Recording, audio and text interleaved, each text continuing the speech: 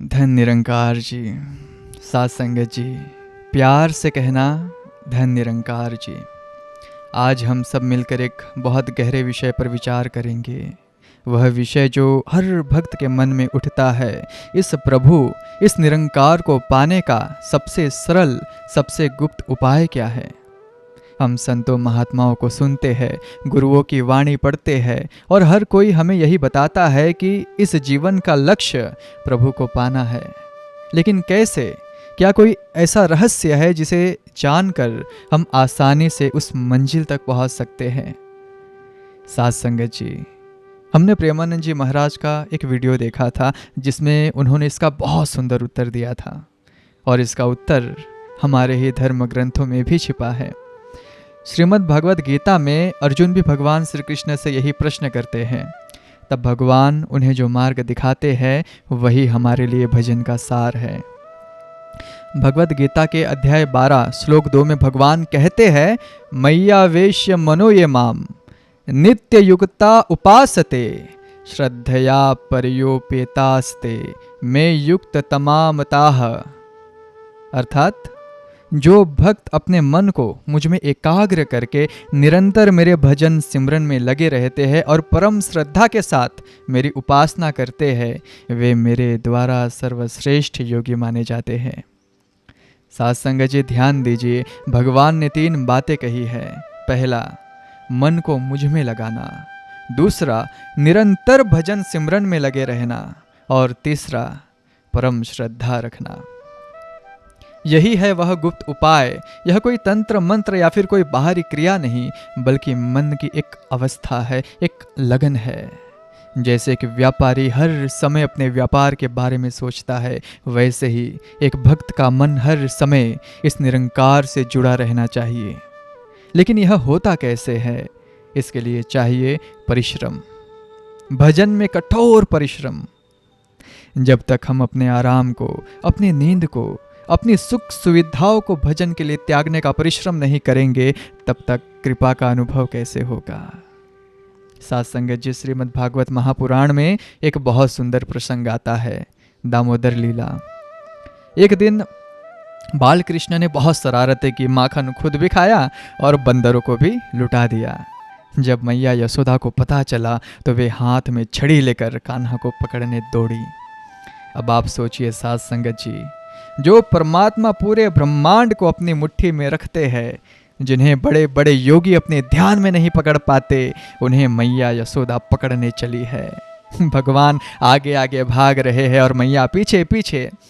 भागते भागते मैया थक गई, उनका जूड़ा खुल गया, गजरे के फूल बिखर गए, शरीर पसीने से तरबदर हो गया।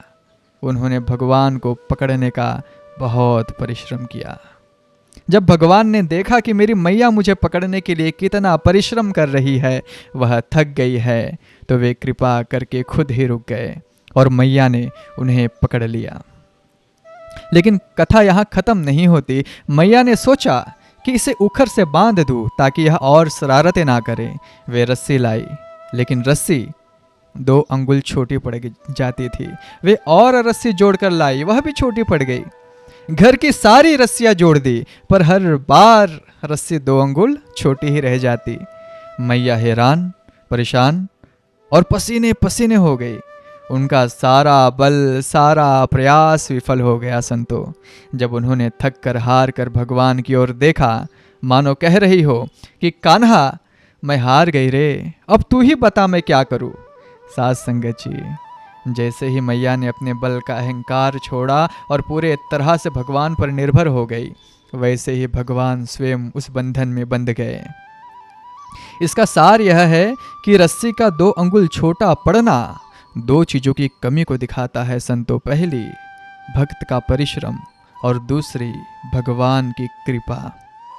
मैया ने परिश्रम तो बहुत किया, लेकिन जब तक वे अपने बल के भरोसे थी, भगवान नहीं बंधे। जब उनका परिश्रम चरम पर पहुंच गया और उन्होंने कृपा के लिए पुकारा, तब भगवान कृपा करके खुद बंध गए।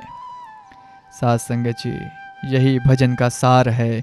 हमें अपने तरफ से भजन सिमरन सेवा का भरपूर परिश्रम करना है, लेकिन मन में यह भाव रखना है कि हे निरंकार, मेरे करने से कुछ नहीं होगा जब तक तेरी कृपा नहीं होगी।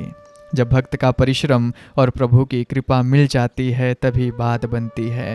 यही प्रभु को रिझाने, उन्हें पाने का गुप्त उपाय है। साथ संगत जी, अभी हमने दामोदर लीला के प्रसंग से समझा कि परिश्रम के बिना हम कृपा के अधिकारी नहीं बनते और कृपा के बिना केवल परिश्रम से प्रभु को बांधा नहीं जा सकता। लेकिन साथ संगत जी, एक और गुप्त तत्व है जिसके बिना यह दोनों अधूरे हैं। वह है समर्पण। अपना सब कुछ इस प्रभु, इस निरंकार को सौंप देना।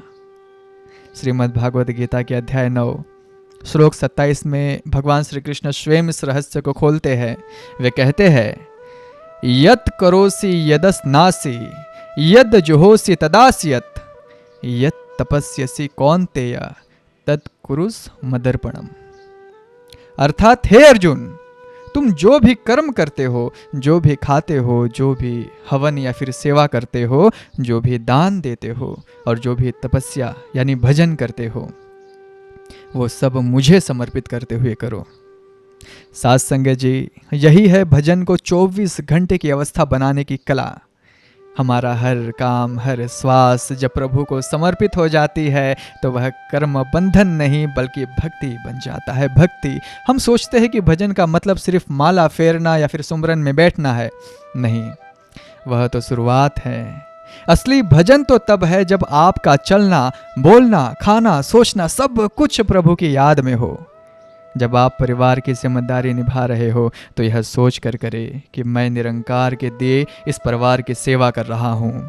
जब आप अपना काम करें तो यह सोच कर करें कि यह प्रभु की दी हुई जिम्मेदारी है, मुझे इसे पूरी ईमानदारी से करना है।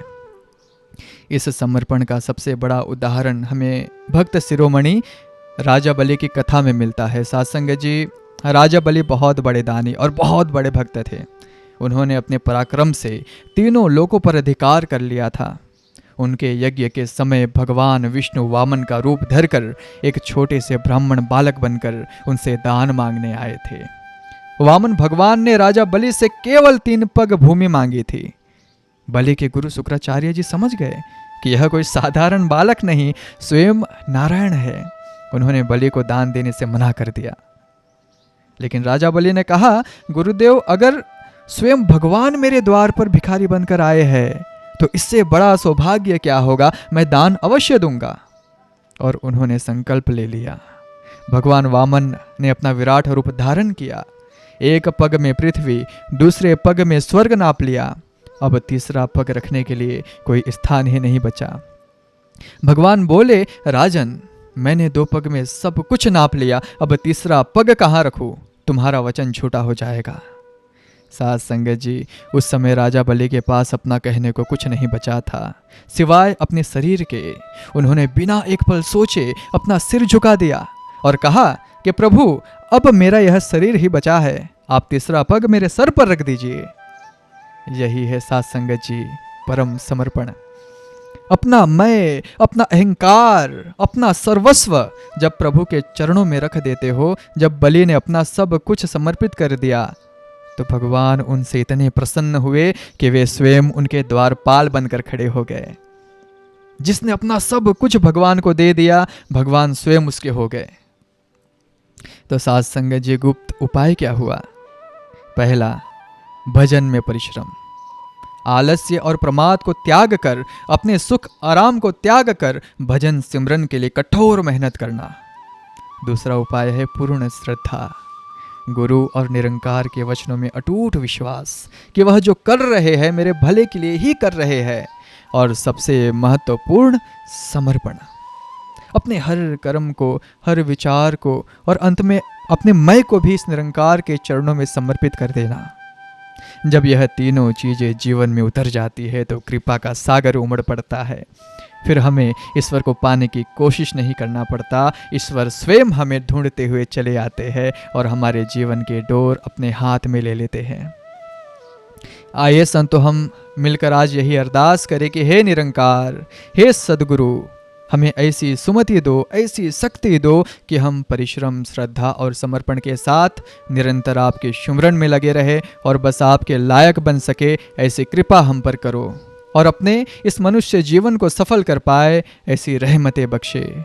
क्योंकि हमारे प्रयास करने से कुछ नहीं होगा दातार, जब तक आपकी कृपा ना हो। इसलिए दातार, हम पर कृपा की बख्शिश बनाए रखना। साथ संगत जी, प्यार से कहना जी, धन निरंकार जी।